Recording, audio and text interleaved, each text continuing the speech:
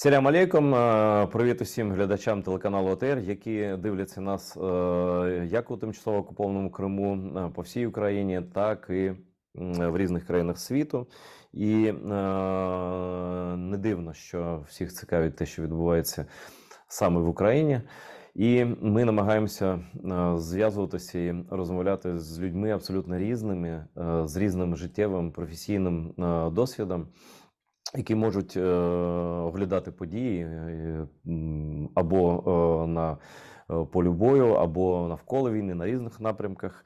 Ну, серйозно, не гайпую, не займаючись гайпом. І я радий вперше бачити в себе на АТР.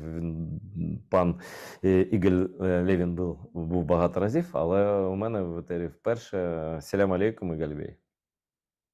Да, приветствую. Я сразу скажу, что я читаю ваш канал, телеграм-канал, очень внимательно, постоянно. Он один из тех, кто дает информацию для меня очень полезную. Я думаю, так делают многие. Просто забейте Левин, и вы найдете с украинским флагом в телеграме, значит, канал моего сегодняшнего собеседника. И знаете как, Игорь, я хочу, когда всегда говорю с собеседником, тем более в первый раз, я вас прошу дать ваш на вот эти дни обзор событий, состояние, как американский президент докладывает, состояние Союза, да, вот состояние дел по тем направлениям, на которых вы являетесь профессионалом, и тогда уже у меня возникнет множество дополнительных вопросов. Прошу. Да, смотрите, как говорят военные, ситуация тяжелая, но стабильная.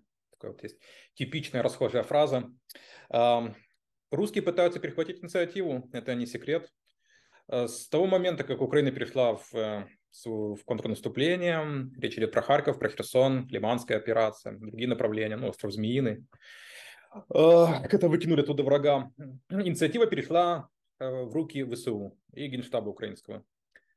В течение зимы в той или иной степени она оставалась в руках Украины, ВСУ, и сейчас Россия как на юге, так и на востоке, в первую очередь на востоке, конечно же, это бахмутское направление, но не только, Угледар, пытается развить такие вот на тактическом уровне наступления. Какие-то из них успешные, как, например, отход ВСУ из Солидара, который был события, которые недавно происходили.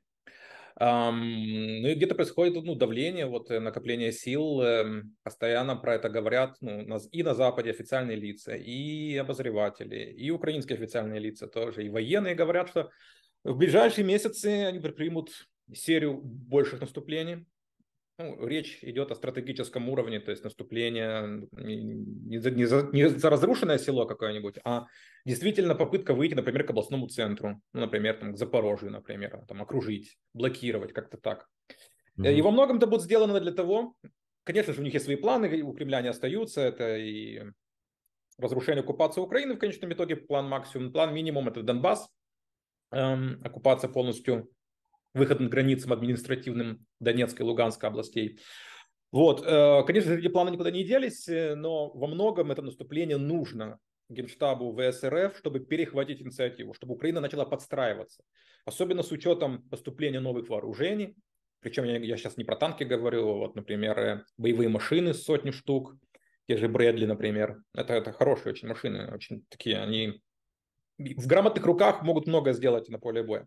Так вот, чтобы все это вооружение, все те бригады, которые создаются в ВСУ, которые не участвуют в боях, которые готовятся, перевооружаются, в Европу ездят бойцы обучаться и так далее, чтобы Украина их использовала.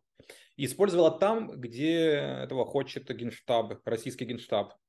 На тех направлениях. То есть вынудила как резерв туда бросить. Это во многом с этой целью будет сделано. И сейчас мы видим, как ситуация на фронте, она накаляется, обостряется, идет подготовка. Украинский Генштаб готовится тоже как-то эти карты чем-то бить, крыть их, которые ожидаются в ближайшие месяцы этого противостояния. И будем смотреть, как это все будет дальше развиваться. Уже премьер-министр Польши, господин Моровецкий, сказал, что готовится возможность 3 направлений. Значит, этот бросок русский. и в том числе и нет плана оккупации Киева и так далее. Но вообще в последнее время столько всего, вот такой шум стоит в эфире по поводу возможных вариантов развития событий в феврале-марте, что мне вот лично трудно разобраться, потому что мне кажется, что и с нашей стороны тоже и интервью и так далее могут быть частью введения в заблуждение противника. То есть вот мы, ну вот мы так думаем, а на самом деле вот так, так. Мы же никогда не узнаем, там, про что говорили Милли с Залужным там в Польше, да, стратегически. Это был, безусловно, стратегический разговор. Вот у вас, как человека, у которого, ну, и жизнь, опыт, и вы спокойный аналитик, вы никакой не хайпажор, вот как вам видится наиболее, что ли, вероятная путинская идея, поскольку он вот сегодня, там, вчера Сталинградская битва, они там плясали как железные бабы, вот, этой родины матери, значит, вот это решительный бой, ну, как в свое время Гитлер, они, правда, себя видят с той стороны, но я их вижу с другой стороны. Это как Гитлер, проиграв сражение за ключевые города Советского Союза, да, вот, он, Москву и Ленинград тогдашний, да, он решил отрезать от снабжения, ну, вот это все, да, и Сталинград в итоге получилось большое окружение и предтеча конца, перелом в войне. Вот на что рассчитывает Путин и вот эти 500 тысяч, как по словам министра Резникова, новобранцев этих вот и так далее. Вот каков его именно, как вы представляете его стратегическую задачу? Не то, что там вот на Запорожье захватить, да, а стратегия больше. Смотрите, у евреев есть стих такой «Бетахболот тасалеха мильхама», что означает с обдуманностью веди войну свою. Конечно же, война – это искусство обмана. 90% всего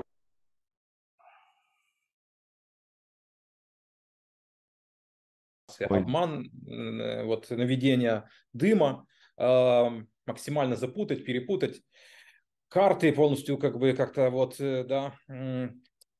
Поэтому это происходит и со стороны Украины, несомненно. Это происходит и со стороны России. Ну, самый яркий такой вот пример, который навскидку можно, это направление с Беларуси, наступление. Сейчас российская агентура разгоняет максимально, что там готовится вертолетный десант, какие-то 200 самолетов Ан-2, всякие. Вбрасывается очень много всякой дезы и глупости. Ну, военные люди понимают, что это как бы глупости деза, но специально оно форсится, вбрасывается как информационный шум. 90% отсеют, поймут, что это ИПСО, а 10% не отсеют. Ну, то есть такой как бы логика, психология, так как бы работает. Надо просто вкидывать много. Чем больше вкидываешь, тем лучше. И это происходит на самом максимальном уровне, конечно же. Даже сам подход к событиям. Мы не начинали войну, войны нет, мы с Украиной не воюем. Они что постоянно повторяли. И Путин, и Лавров, и так далее. Вот. Вплоть до того, что есть какие-то цели СВО, так называемого. Они выполняются, как говорил Путин, и при этом никогда не было озвучено конкретных где-то прописанных целей СВО, то это денацификация, демилитаризация, что бы это ни означало, то это у нас Донбасс, защита Донбасса в кавычках, то это они аннексировали территории, теперь эти территории там Россия и так далее, то это красные линии, но эти красные линии каждый раз они отодвигают куда-то. То есть то они говорят, что не готовы говорить с Украиной, то они не готовы говорить с Украиной и так далее. Смотрите, ну, по факту Кремль хочет тянуть время. Очевидно, это уже известно, там в Британии хорошее исследование от Королевского института, вот, стратегических исследований было хорошее исследование вот первых, даже не неделя, а дней войны, когда под Киевом фактически стояла группировка, идея была, да, занятие Киева как наскоком, как заняли Херсон. Вот как Херсон, только в более большом масштабе. Вот, да, и полностью менять власть и Украину вернуть обратно под влияние и контроль полностью России. Вот, ну, там, с их планами, как там, чистки, оккупация, один гигантский Бучанский лес и так далее, вот это все. У них это не получилось абсолютно. Они попали в ситуацию, которую они не планировали. У них был план Б на самом деле. Часто говорят, что там вот это расхожий Киев за 3 дня, а у них плана Б не было. Нет, у них был план А и план Б. Они оба у них, эти оба плана не реализовались. Первый план это да, наскоком, потому что у них была уверенность, они были жертвами своей же пропаганды. Они были уверены, что никто не будет защищать Украину, и народ не будет защищать. Это реально какая-то власть, которая не пользуется популярностью, и армия, она несерьезна, ни на что не боеспособная, и народ не встанет консолидированный вместе вот на оборону. Это первый был план. А второй был, у них был план, это если все-таки ВСУ дают отпор, и если все-таки получится там вот сдержать натиск, и Киев не получится занять, то 2 месяца войны, потому что у Украины запасов вооружений хватало ровно на 2 месяца. И после этого просто уже физически, как бы там народ не хотел, как бы там не была воля, все, Украина просто как спелый фрукт падает в руки вот оккупантов. Но и этого не случилось, потому что они абсолютно прогадали, не рассчитывали на такую колоссальную поддержку Запада. Ну, речь идет о миллиардах, вот, и десятках миллиардов и долларов. И они очутились в ситуации, которые они абсолютно не планировали. Поэтому их сейчас цель, Путина и его окружение, ну, шире Кремль, вся тут верхушка, это затягивать время, чтобы в конечном итоге произошел афганский сценарий. Запад отказался от Украины, как в свое время США отказались от национального правительства афганского. Вот примерно как-то так. Для них Афганистан это вот как пример такой, они на него смотрят как реальный. То есть в каком-то этапе Запад захочет, они так считают, захочет отказаться от Украины, и Украина сама не сможет сопротивляться. Ну, логика есть в их рассуждениях с той стороны, но, правда, насколько релевантно сравнивать Афганистан и Украину, ну, наверное, для этого нет всех оснований, скажем так. Но вот вы сказали слово, которое я зацепил из слух мой, это затягивать, да? С одной стороны, это мы про стратегию говорили, да, стратегически затягивать, афганизировать, действительно, вот там кто-то с кем-то воюет, там, да, а потом иссякнут желания, сменится власть в Америке, еще что-нибудь и так далее. Вот. С другой стороны, затягивать ради чего? Вроде бы военная помощь не уменьшается, а увеличивается. И чем дальше они, грубо говоря, затягивают, да, тем больше танков, больше боевых машин. Тем, в конце концов, украинский оборонпром будет производить своего и натовского стандарта больше. Да? Как они говорят, и что там в Словакии заводы работают, там и ремонтируют, и там работает, и Польша, и там, ну, короче, мы не знаем, как все это выглядит целиком, но я, по крайней мере, не знаю. Но с другой стороны, кажется, что временно на Путина не играет. Вот как это согласуются две вещи? То есть, по идее, он сейчас, пока танки не пришли, он должен попробовать сделать бросок. Такой генеральный кидок. У него нет на это сил или что? Вот Орбан, например, это европейский род Путина, да? Он говорит, что да, русские всегда медленно запрягают, но быстро едут. Сначала они всегда воюют плохо, но потом расходятся, и вот он нанесет это и ПСО российское в массы. Ну, понимаете, о чем я говорю? Да, смотрите, конечно, нам это видится, нам это кажется, потому что мы видим, как помощь Запада растет, то есть пакеты помощи увеличиваются, поставки вооружений, техника. Мы видим, что это все происходит у нас по ступенькам, поэтапно. То есть если когда-то речь шла о 4 несчастных хаймарсов, и потом все говорили, что Украину сливают, то сегодня как бы вот все, уже есть танковая коалиция, и передают высокоточные, ну, запланировано, по крайней мере, пока еще не передали, но запланирована передача бомб, запускаться с тех же хаймарсов и бьют на 150 километров крылатых бомб. Это, ну, и в том числе сейчас уже часть дискурса, о этом говорят высокопоставленные лица, это обсуждается вопросы авиации, например, западной. То есть мы это видим, мы видим, что тенденция есть прогресса, а не регресса, и поэтому нам кажется, это странная такая позиция. Но ну, чтобы понимать логику просто России и Путина, война происходит не на территории России, война происходит на территории Украины, он прекрасно это понимает. Разрушаются города Украины, гибнут украинские граждане, разрушается экономика, инфраструктура Украины, все происходит там. Перенапряжение происходит население, потому что у нас есть, ну, вот Украина, 30-40 миллионов, опять же, считаем мы беженцев, не считаем, которые в Европу там вот покинули, и 140 миллионов поданных в России.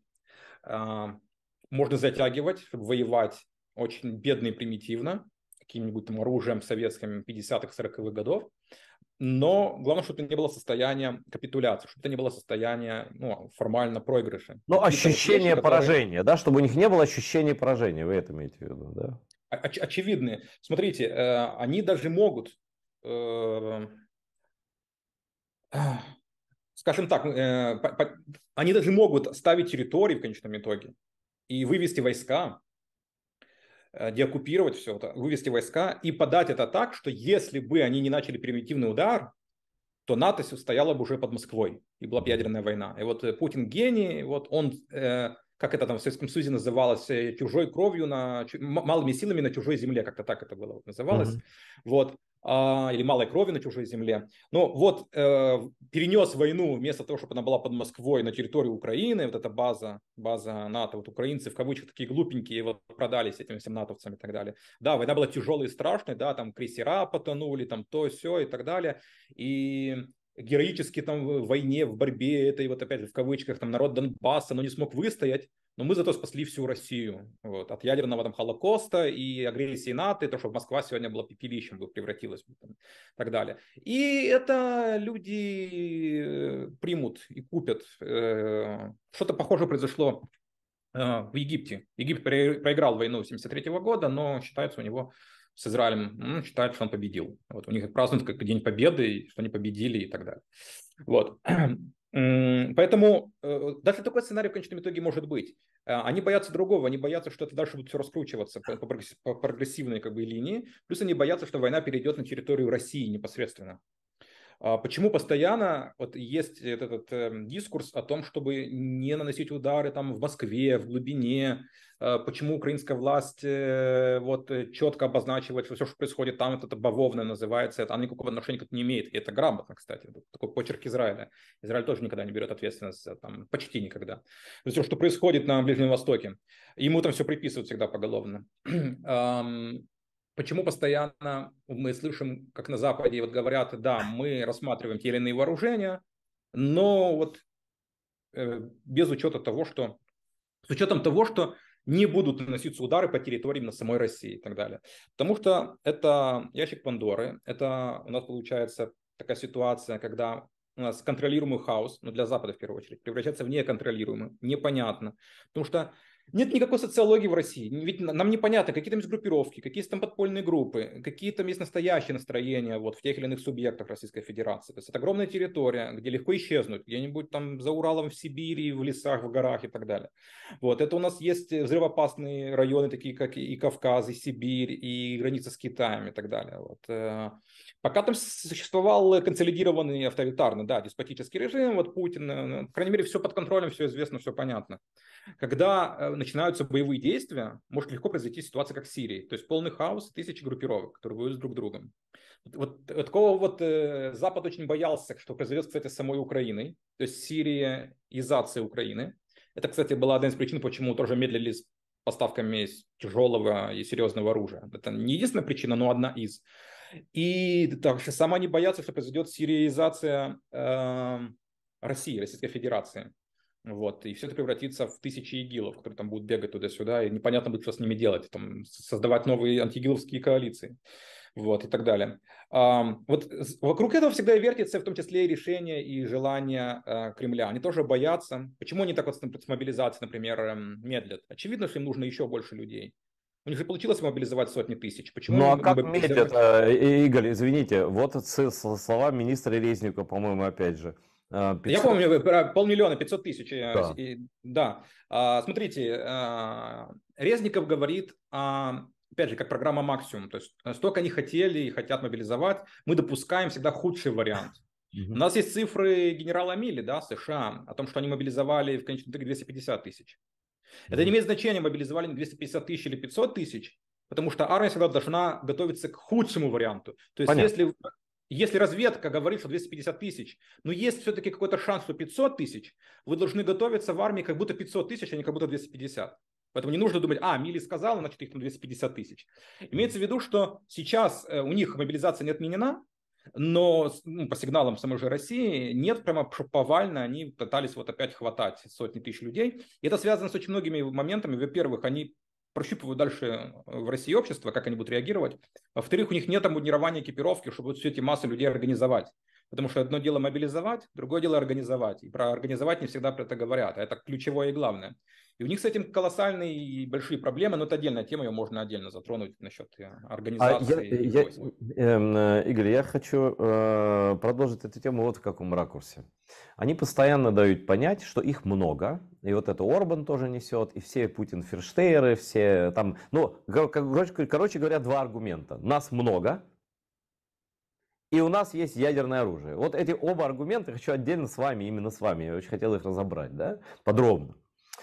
Нас много, но с одной стороны, я по свои знания расскажу. Иногда вот я слушаю вас, такое ощущение, что вы в России жили, а не я какое-то время.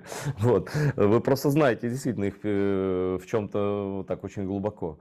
Вот. Их психологию, то, что им нужно для самоудовлетворения, как бы это очень все точно. Это просто браво, как эксперту вам говорю. Вот. И числом. Насколько важно сейчас превосходство в живой силе при, допустим, равенстве или небольшом превосходстве в технике? Вот есть какие-то пропорции, которые вычисляются, и на что способна Россия с ее парком техники, да, на что способна пехота с легким вооружением? Можно ли ее бросить в широченный или в узкий, наоборот, но сильный, мощный прорыв? И скажу вам информацию, которую я узнал, может быть, она вам будет интересна лично. Значит, на 1,5 года вперед оплачены заказы по боеприпасам на российских, это у меня информация прямо вот оттуда, на российских оборонных заводах, ну, то есть снарядов, грубо говоря. Да, и вот этот вопрос в связи, вот это, вот да, нас много, мы все равно победим, потому что нас много.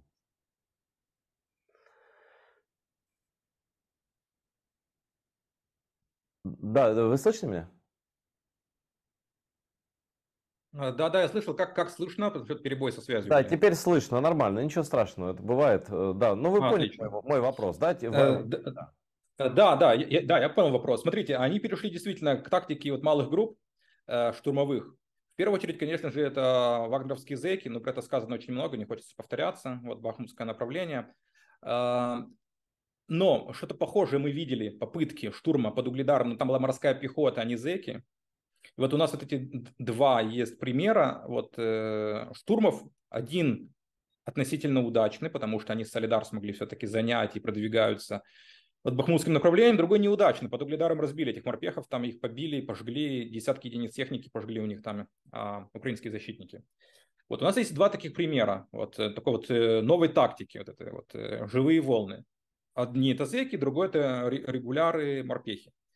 Теперь согласятся ли подписаться по такую тактику мобилизованные в России, которые не зэки и не вагнеровцы, а именно мобилизованные, которые участвуют в СРФ? Это отдельно большой вопрос.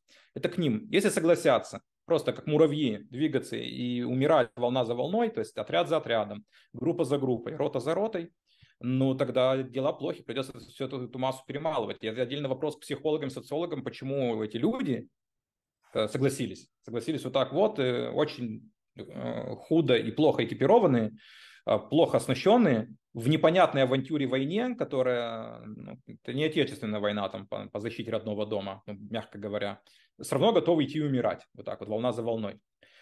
Или они не согласятся.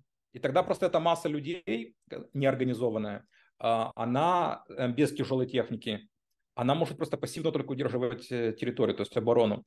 Вот из тех сотен тысяч, которые они уже мобилизовали, часть из них были пополнены обескровленные части на оккупированных территориях. Это не секрет, про это тоже много уже говорилось. А другая часть, которая осталась в России, проходила подготовку, в том числе в Беларуси проходила подготовку. Из них организовывают сейчас стрелковые полки. Кстати, им дают номера стрелковых полков Советские, со Второй да? мировой войны. Советские, Не знаю да. почему. Ага. Да, ну продолжайте. Советские, да. Да-да-да, советские старые номера. И это именно стрелковые полки. И некоторые из них, ну, доподлинно пока известно около 2 десятков. Опять же, полк это в среднем там от 1000 до 3000, вот так примерно. Доподлинно известно до около 2 десятков. Из них, этих стрелковых, примерно около 5 штук, это якобы механизированные. Но это только на бумаге механизированные, потому что у них не хватает техники для полной механизации этой массы людей, этих полков, которые сейчас организуются.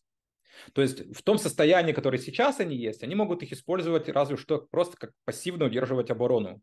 То есть вот просто кинуть их на направление, Луганское, например, или Запорожское, чтобы они просто сидели там в окопах, чтобы они сидели там на базах, сидели там в посадках и так далее, вот в разрушенных селах и удерживали территорию. Это максимум, как можно их использовать.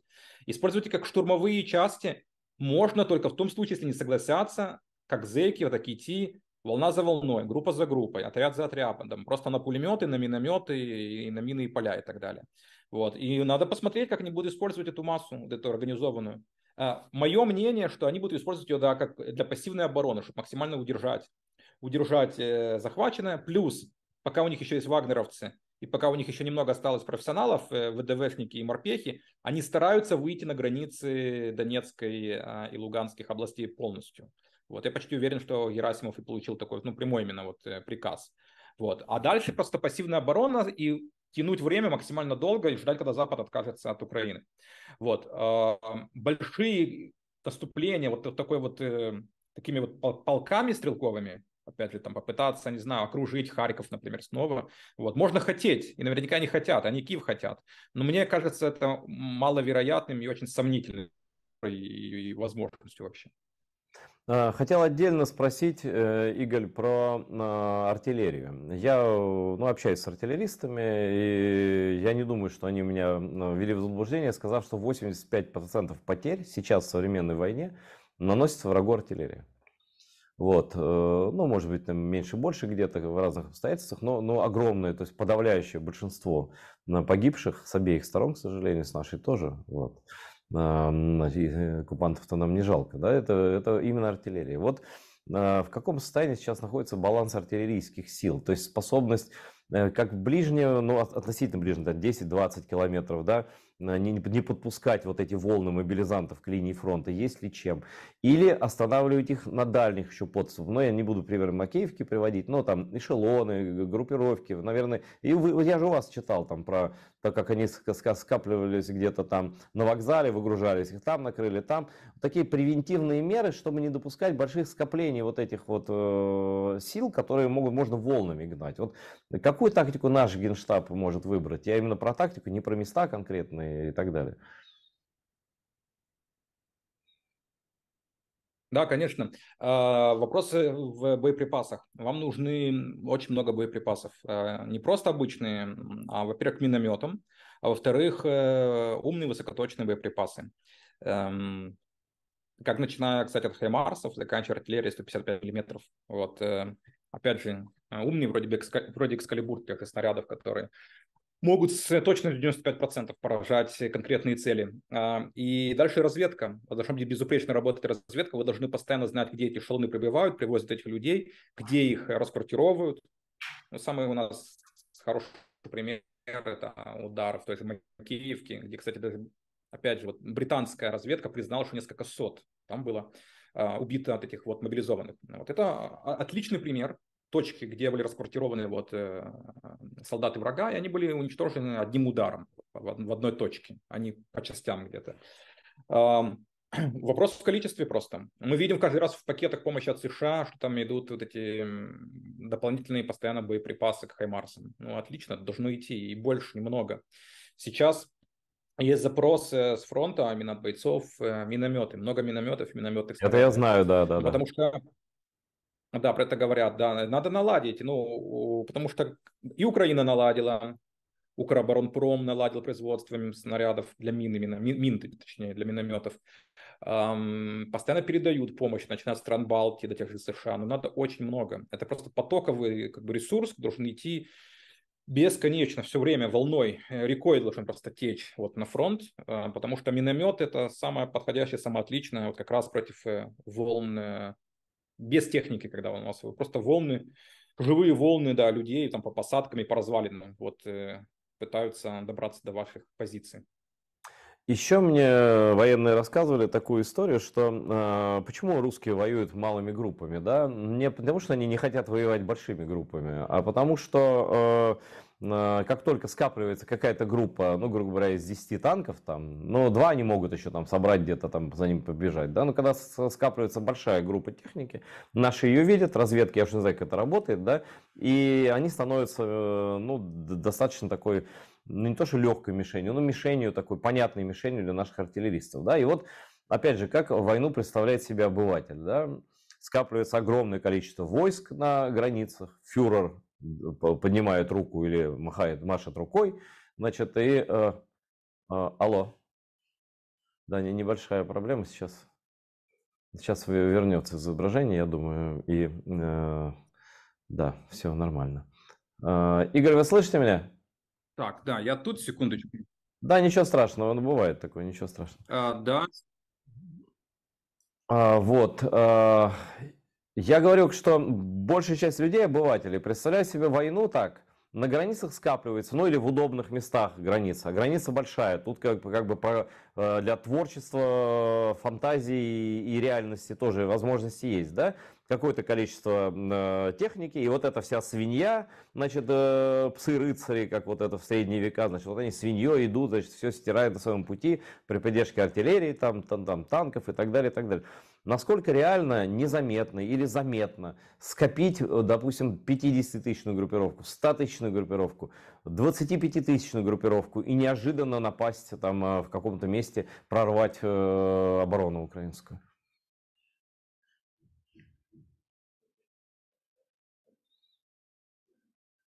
Опять проблема у нас со связью, но ничего страшного. Это бывает.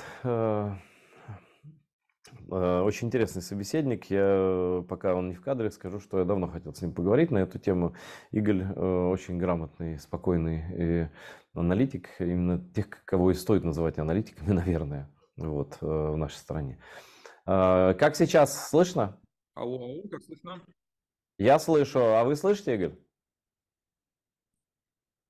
Вы меня слышите? Да, слышу, но плохо вас слышу, к сожалению. Так. Сейчас слышу, да. Слышите, да? Вот, но я про что? Про то, что вы, может, слышали вопрос. Ну да, люди представляют, что это масса техники, колонны, которые идут и прорывают фронт и атакуют. Сейчас такое возможно в современной войне, незаметно скопить такую большую группировку и двинуться вот таким клином каким-то с нескольких сторон и так далее. Реально ли это тактически?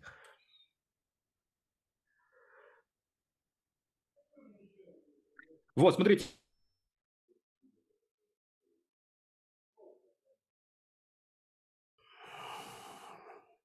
Да.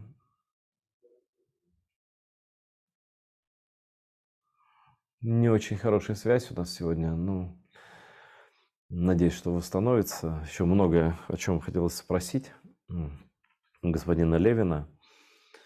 Вот. Надеюсь, что с какого-то раза у нас получится. Я слышал вопрос, попробую сейчас на него ответить, пока еще связь есть. Да, дай бог, да. Да, смотрите, это ключевой момент, потому что во многом их смогли разбить, побить в начале полномасштабного вторжения, как раз потому, что они двигались огромными колоннами, которые были видны и известны. У них под Киевом было беспрецедентное преимущество в силе 12-1. То есть на одного украинского защитника было 12 русских солдат. Они проиграли из-за того, что они были сконцентрированы, эти колонны, их было видно, было известно, где по этим колоннам работать, как по ним работать, артиллерия, ССО, Байрактары, кстати, в первые дни полномасштабной войны отметились. И не только. Сейчас, ну, почему, вот, опять же, мы там точно знаем, ну не точно, с большей вероятностью, ничего на войне не бывает точно, но с большей вероятностью знаем, что с белорусского направления шансы невысокие. Потому что западные партнеры Украины наблюдают, видят, украинская разведка наблюдает, видит. Как только произойдет концентрация техники где-то большая и сил, это сразу будет известно. Невозможно сейчас так вот незаметно сконцентрировать нигде там на Харьковском направлении или Сумском, или, например, Киевском, опять же, северные вообще рубежи, так, чтобы для сюрпризом это было. Это невозможно просто физически. Мы, например, знаем, вот, что... Ну, то есть наступление, скажем, морпехов под Угледаром, которые масштабы намного меньше, чем, скажем, большое наступление на севере, гипотетическое. Вот наступление морпехов под Угледаром не было сюрпризом, потому что там действует морская пехота России, у них там есть техника, Генштаб ВСУ знал, работает разведка, хорошо. Не говоря о том, что Запад помогает, спутники мониторят постоянно, все передают, плюс самолеты. Если вы посмотрите, проверите, самолеты-разведчики НАТО, они постоянно баражируют пространство как раз вокруг Украины и Черного моря 24 часа на 7 и мониторят ситуацию полностью, все абсолютно. Вот, поэтому нет, это невозможно. Поэтому они перешли к тактике этих маленьких штурмовых отрядов пехоты. Когда у вас по развалинам вот пробираются вот эти вот отряды группы зэков, там обычно у них 100, ну, отряд в 100 человек может быть разбит там на 3-4 отряда, и так у них может быть 2 такие группы, 3 такие группы по 100 человек, или сколько угодно. Вы не сразу это заметите, и не всегда дадите к этому должное внимание. Ну, тут бегают 25 человек какие-то, вы не будете трубить в набат из-за этого. А потом оказывается, что 25, за ними еще 25, за ними еще 25, вы их перемалываете, потом у вас кончаются мины, и вы не знаете, что делать, и приходится отходить с позиции, потому что у вас просто кончились боеприпасы. Вот такая вот людоедская кровавая тактика, но она казалась действенной.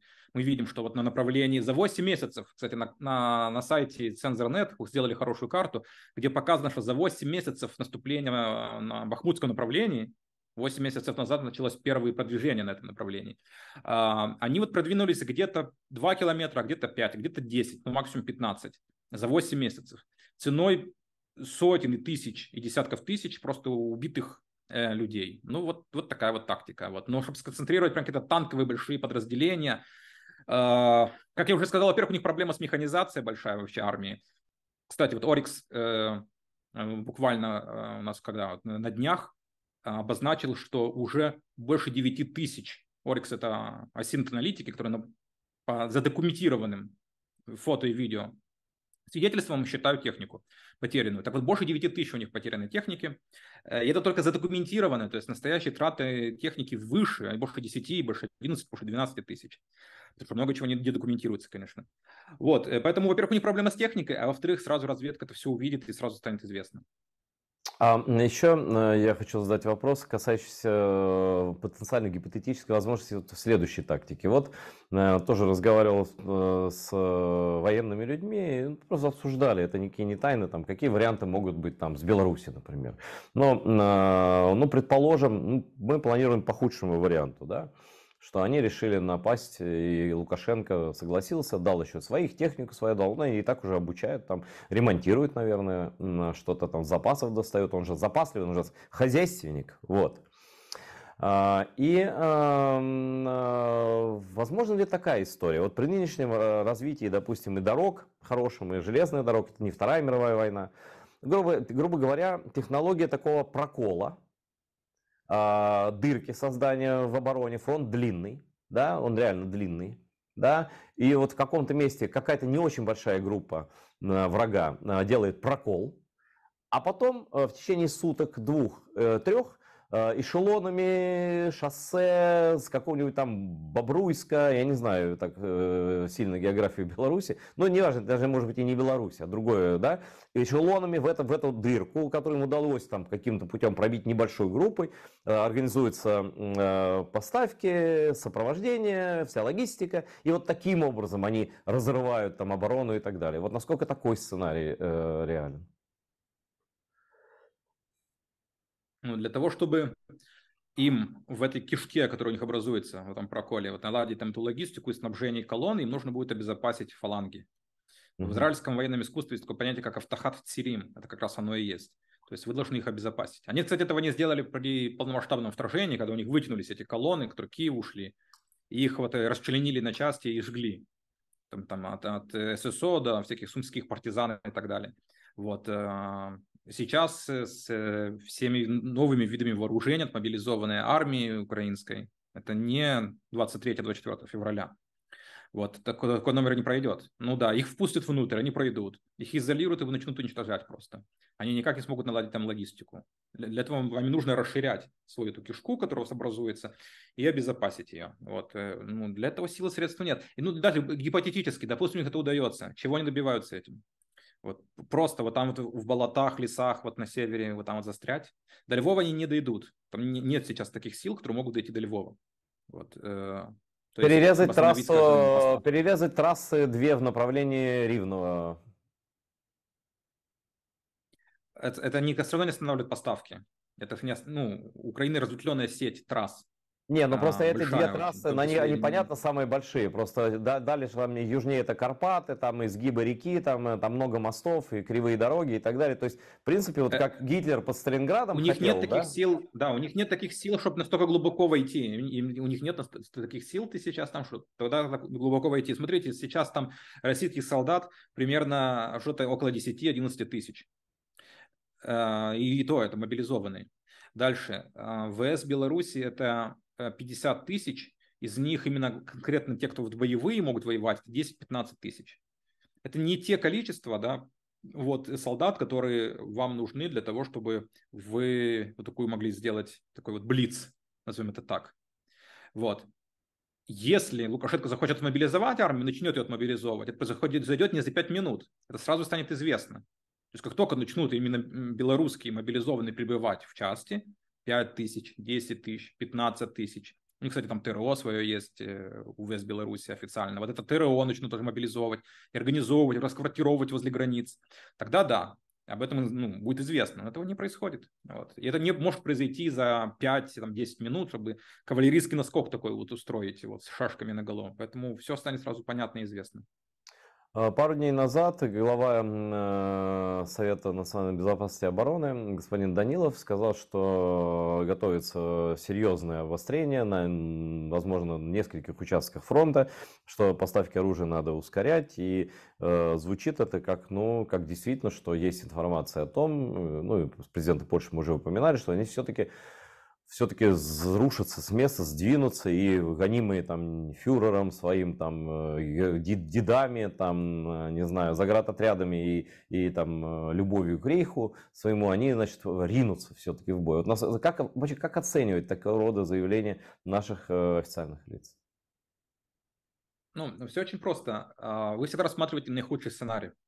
Мгм. Грамотно, с своей точки зрения, всегда смотреть на самое вот самое плохое, что может быть. Кстати, поэтому Генштаб, украинский Генштаб, он, конечно же, рассматривает и там использование тактического ядерного оружия России. Об этом, кстати, официальные лица, именно военные. Вот. Я сейчас точно не вспомню, по-моему, Сырский это было, я уже не вспомню, ну, кто-то вот из верхушки. Командование говорил, да, ну такая угроза, опасность есть. Вот. И это логично, если вы воюете с ядерным государством, конечно же, какой-то определенный шанс, процент того, что может быть использовано ядерное оружие, оно остается. Это логично. Вот, поэтому всегда, когда речь идет о количестве, когда речь идет о направлениях, всегда озвучивается наихудший сценарий, а не наилучший. Потому что, ну, как известно, вот лучше перебдеть, чем в конечном итоге потом вот посыпать голову пеплом. Поэтому, как я же говорил с самого начала, когда вот мы начали беседу, что они не отказываются от своих затей. Конечно же, они хотели бы и марш на Киев, они бы хотели и высадку под Одессу устроить, и всякие такие вещи. Отдельный вопрос, что они хотят, и как у них программа максимум, и что они реально могут делать, как они могут решать свои поставленные задачи перед собой военные. Вот. При этом штаб Украины должен готовиться к любым сценариям, включая вот наступление с 3 направлений. Вот. Даже понимая, что шанс, скажем, высадки под Одессой сейчас крайне мал, и он будет самоубийственный, их разнесут, разгромят, если они попытаются это сделать, все равно этот вариант учитывать, рассматривать как один из рабочих. То есть у Генштаба всегда должно быть 100 вариантов, вот от самых реалистичных, которые сейчас будут, до самых менее реалистичных и наиболее фантастичных вот на 100-м этом. Но все рассматривать. Так работает любая грамотная армия. Безусловно. Позавчера, кажется, этот говорящая лошадь, как его называют, Путина, министр, значит, иностранных дел Рейха, сказал, что упомянул почему-то Молдову. Он сказал, что следующим полигоном для западного войны станет Молдова. Как это трактовать? Ну как, они вполне ожидают, что вопрос с Приднестровьем может быть решен. Вот он об этом. То есть это потенциальная угроза Скорее того, всего. что Молдова решит вопрос с Приднестровьем. Скорее всего, ну, у них там находятся российские войска, надо не забывать. Там не просто боевики какие-то и так далее, непонятно что, там именно российские войска, 2 батальона. Около 1000 человек, вот, которые именно ВСРФ, имеется в виду, прямо именно российские Но они войска. на самом деле немножко, знаете, Игорь, они такие своеобразные ВСРФ, они там живут и давно никто не ротировал. По-моему, они там все переженились на местных или даже из местных набраны. Но это как примерно вот как очень многие армянские граждане там стоят в этой дивизии, которая в Армении стоит. Так у них там, так они привязаны к местным хатам своим, там, к женам, и детям. Это не совсем вот такие. Да, конечно. Да. Конечно, формально это ВСРФ, то есть Нормально, формально да? российские войска, да, подчиняются, носят форму именно российскую, вот, и они официально подчиняются Генштабу вот, России и так далее. Да, известно, что там сейчас 90-х, после 2014 года там вообще стало почти невозможно покинуть или, наоборот, ввести какие-то там вот, ну, военные грузы или что-то такое. Вот. Но это российские войска. Ну вот, Конечно же, вот сценарий такой, что вот Молдова решается на такой шаг, на Сомали или при поддержке вооруженных сил Украины, решает вопрос сопротивления, там особого не будет. Но весь арсенал ракет уже мы видели тут российских. Что они могут сделать? Десант, как вы говорите, была возможность, давно бы высадили. Вот еще в первые дни и так далее, и так далее. Вот, там действительно такие арсеналы советского оружия и советских минометов, например, который тоже дефицит сейчас большой, даже советские минометы, да. Вот что это может рассматриваться Украиной и Молдовой как реальный сценарий в ближайшее время. Да, смотрите, они как раз и заговорили об этом сейчас, потому что они понимают, что прийти на помощь они не смогут. У них Мгм. нет возможности сделать эту высадку вот, десанта, да, там, ни Буджак, нигде, ни под Одессой. Но если они даже попытаются, для них это будет обернется, ну, умоется кровью, вот, в прямом смысле слова, на берегу. Эм, Поэтому они об этом заговорили, потому что они понимают, чем это все пахнет в конечном итоге, к чему это все приведет. Это, по сути, такой анклав изолированный, где они не смогут прийти на помощь этому анклаву. Молдова сама не будет это решать, очевидно. Это будет в координации, в союзе, ну, с Украиной, и не только, кстати, в том числе с западными партнерами. То есть это все, это не будет их инициатива. Вот просто я напомню, что сейчас армия Молдовы, национальная армия, она перевооружается, им помогают, плюс они там, ну, оружие, плюс закупки сделали, плюс им передают. То есть плюс там поставлен вопрос о ПВО и вообще перевооружении.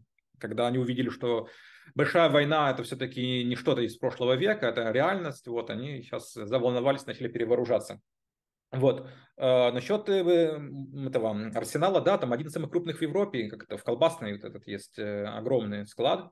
Другой вопрос, сколько оно все там валидное и действенное, потому что оно лежало там уже 40-50 лет, ну, с уровнем инспекции и хранения, наверное, сомнительным, особенно учитывая, что это как бы Приднестровье, анклав, как бы я, опять же, могу ошибаться, поправьте, но я не думаю, что какие-то инспекторы приезжали, и вот там был уровень строжайший такой вот хранения. Наверняка половина уже там, оно срок годности, как бы там истек и так далее. Но все равно это все, ну, максимально взрывоопасно, конечно, если такая штука взлетит на воздух, то будет фейерверк на весь регион там. Но да, он там есть. Вот. И кстати, он находится буквально сразу возле границы, то есть там буквально, там не нужно до него идти. Ну, сама Приднестровье это такая тонкая, как бы у Ну нас это да. там все одно, как бы точная граница. Но конкретно этот арсенал, он буквально на границе находится, там просто отрядом ДРГ каким-то войти и сразу его оцепить. Там, к нему не нужно пробиваться, к нему не нужно Да, двигаться, грубо говоря. Игорь, и тут же Приднестровье превратится в Транснистрию, как на самом деле этот район называется. Это русские придумали Приднестровье. Гибридное название такое. Хочу спросить Ну да. про армию врага. Мы, в принципе, про нее все время говорим. Но вот я тоже из отрывочных разговоров с военными, я специально не задаю лишних вопросов никогда, ничего. Что говорят люди, то говорят. Из разных мест. Я не пытаюсь себе никого изобразить, никого эксперта, поэтому ставлю вопрос вам. Вот какие-то уроки русские извлекли из того, что из войны, из года войны, да, в чем-то они улучшились, потому что бои идут тяжелые, ну, опять не буду называть места, в разных районах, и наши ребята говорят, что очень тяжело, и они все-таки они воюют, они не то, что там вот эти мобики-чмобики, ха-ха-ха, вот, там есть и зэки, и мобилизованные тоже нормально обученные есть, да, и вообще, какой уровень профессионализма в этой армии, что с личным составом, и, ну, да, вот действительно, главное, какие они уроки извлекли, и могут ли они их извлечь практически, не только понять, что было плохо, но и изменить это к лучшему, имею в виду врага. Да, смотрите, я много раз повторю это еще раз, что несмотря на вот эти все многие там замечания о том, что у них проблемы с организацией и так далее, война архисложная. Украина находится в архисложной ситуации, которую мало кому пожелаешь. Вот. И она вполне может быть, эта война долго, то есть ну, фактически она уже год идет, ничто не мешает ей длиться дальше. Война кровавая с большими потерями, но конечно же, враг пытается учиться, и у нас есть много сигналов насчет этого. Тот факт, что они поменяли тактику, на ту тактику штурмовых отрядов небольших, которым пытаются это они вот, ну, помимо вагнеровцев сейчас и перенести на сами вооруженные силы Российской Федерации, говорит о том, что они понимают, что они не могут сконцентрировать сейчас танки или вот как по советской доктрине, вот механизированные прорывы там и так далее. Мы видим, у них вот больше 9 тысяч уже пораженной техники потерянной. Поэтому они ищут, они пытаются. Но тут есть такой момент. Многие проблемы у них структурные. Для такой большой махины с учетом в России авторитаризма, коррумпированности и, самое главное, страха нижестоящих перед вышестоящими, Такие реформы будут делаться, если вообще будет воля, их начнут, это десятки лет надо делать. Крохотный маленький, ну, просто пример, крохотный маленький Израиль, у которого по сравнению с Россией компактная территория, компактная армия, все компактно, плюс демократия, свобода слова, поощряла, что нижестоящие могут спорить с вышестоящими, с учетом всех этих факторов, таких тепличных, многие реформы военные занимали десятилетия. И то, потом эти реформы то заменялись другими реформами, потому что до конца не получалось довести. Поэтому знают ли они, что у них есть большая проблема со связью? Да, знают. Связь в войсках. Знают ли они, что у них есть большая проблема с подготовкой? Да, знают. Знают ли они, что у них есть большие проблемы с логистикой? Конечно, знают. Но эти все вопросы решаются в течение десятилетий, больших глубинных реформ, перестройки полностью системы. Это нельзя решить по щелчку пальцев вот так вот рочерком пера. Такой Герасимов сказал, хочу, чтобы сейчас логистика работала. Вот так вот, по щучьему велению, и они запустили. Это так не работает, это невозможно. Поэтому они пытаются адаптироваться, они пытаются решать военные задачи доступными средствами. И вот мы видим доступные средства, они подумали, что у нас, чего у нас есть много? Людей. Люди покорно найдут? Покорно. Если ропот среди людей, это все, может быть и есть, но он как-то никак не влияет. Это получается. Давайте штурмовые отряды буквально под минометы, пулеметы, в прямом смысле слова. Ага, смогли там вот Солидар, да, захватить. Хорошо, давайте дальше так давить, пробовать. Пока не будут красные черты, когда вот их же вот эти все мобилизованные взвоют, скажут, мы не хотим так на бой посылали. Не воют, согласны, будем продолжать. У них проблема с техникой, но не проблема с людьми. Люди у них есть, их много. Когда они, кстати, как вы говорили до этого, что они пугают, что нас там много людей. Ну да, 140 миллионов населения, из которых миллионы, это мобилизационный потенциальный резерв. Вот, пока у них там не начнутся вот эти хаотичные бунты, что целая там вооруженная часть с оружием в руках уйдет, и там начнутся бои на территории самой России, пока они будут видеть, что это работает, пусть со скрипом еле-еле, но работает, они будут продолжать это делать, что им мешает, мобилизовывать дальше и дальше и дальше. Да, тут нельзя не согласиться. А вот как у меня есть такая, ну, она абсолютно на ощущениях основана. Я просто там довольно долго жил в связи с там, судьбой моего народа, там, рождением от родителей и так далее. Вот. Мое глубокое убеждение состоит в том, что вопрос не в количестве, там, условно говоря, вот как украинцы, которые ценят жизнь человеческую, они думают, ну вот 100 тысяч, 200 тысяч, 300 тысяч, и вот там начнется революция, они взводят и так далее. Я думаю, что в их ментальности нет такого, что как бы если я жив, то уже все хорошо, а если я мертвый, то я уже ничего не могу сказать. Как бы живи сегодня, умри сегодня, я завтра. Это рабская психология такая. Она, к сожалению, досталась, и она работает. И вот количество погибших тут ни столь роли не играет. И простой пример, если бы Путину удалось взять Киев, простили бы и 5 миллионов убитых. Вот реально. Сказали бы, хорошо, ну да, не вернулся там мой там, поплакали, побухали, станцевали на поминках, гармонь порвали, при мне это все происходило, бывало, я все это знаю прекрасно, их психологию.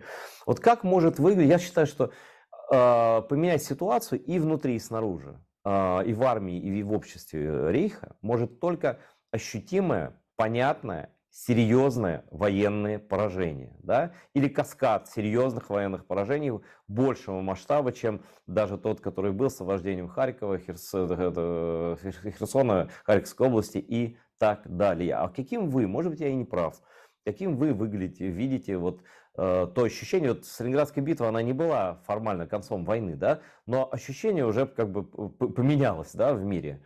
Вот, да, там еще была Курская битва, танковые сражения и так далее, но в принципе все уже было понятно. Тогда это выглядело так, как пленение там миллионной группировки или сколько там и пленение Паулюса. А вот как вы можете себе представить сценарий ощутимого, понятного, ясного даже им всем, начиная от фюрера, кончая простым рабом, именно военного поражения?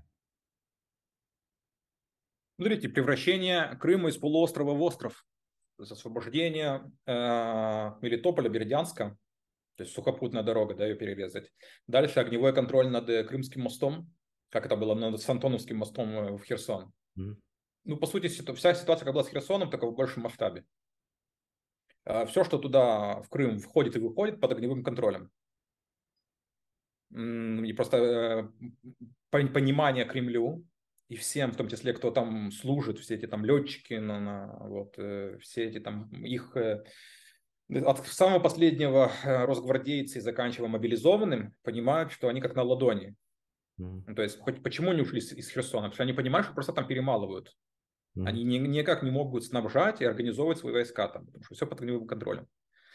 То же самое будет происходить и с Крымом. Когда говорят украинские официальные лица, что Крым будет освобожден, ну, конечно же, речь идет не что там будут кавалерийские наскоки там, по горам, по холмам, а речь идет о том, что будут превращать полуостров в остров и ставить Кремль перед как бы очевидным просто фактом того, что, ну, смотрите, куда война идет, какая у нас прогрессия идет вот всего этого. Да? Ну, Они то не есть это просто будет такой природный, Крым превратится в природный котел такой, да, вот в котором окажется огромная группировка, которая да, будет уязвима.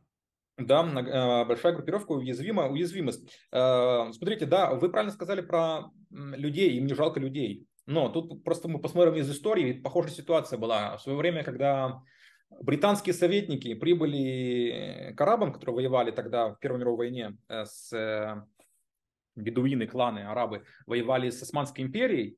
Там такой вот известный Лоуренс Аравийский, да, Эдвард Томас Лоуренс. Он, анализируя, вот почему есть неудача у арабов, почему их не получается воевать с османами, он сказал такое, еще он в своих как бы мемуарах пишет, что им не жалко людей. У Османской империи много людей, они могут мобилизовать, их бросить и так далее. Поэтому, когда арабы убивают османских солдат, это ничего не меняет, ничего не приводит.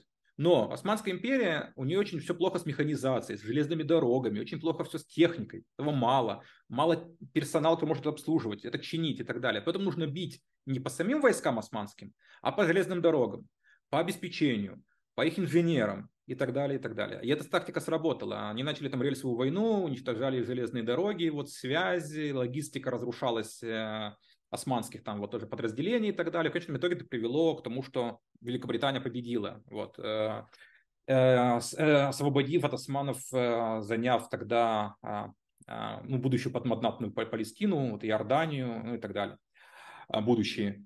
И здесь похожая ситуация. Им не жалко людей, но у них есть проблема с техникой. Они не могут произвести вот эту новую современную технику. Они расконсервировали там старые эти свои танки, нет хорошей жизни. Они тащат эти старые дроны из, не старые точнее, а примитивные, простые дроны из Ирана, нет хорошей жизни. Мы видим шлемы, бронежилеты из Ирана, у них нет хорошей жизни, у них большая проблема с техническим обеспечением. И она у них только прогрессирует. То есть у них лучше это не становится, то есть становится как-то хуже, все хуже и дальше и больше. Игорь, И нужно, секунду, я закончу мысль. Мне кажется, что Генштабу нужно продолжать дальше бить по их вот этой техническим возможностям логистическим, перемалывать именно вот это, нивелируя этим возможность этого большой вот массы людей вот действовать и воевать. огромное спасибо. Не успели про Иран. Вот я говорю, это 55 минут, их никогда не хватает ни на что. Я вас благодарю. Я надеюсь, что время от времени мы будем с вами так подробно все разбирать. Я уверен, что эту программу посмотрит много людей, и многие что-то для себя поймут. Чох саголнас. До новых встреч. Да, спасибо, всего доброго.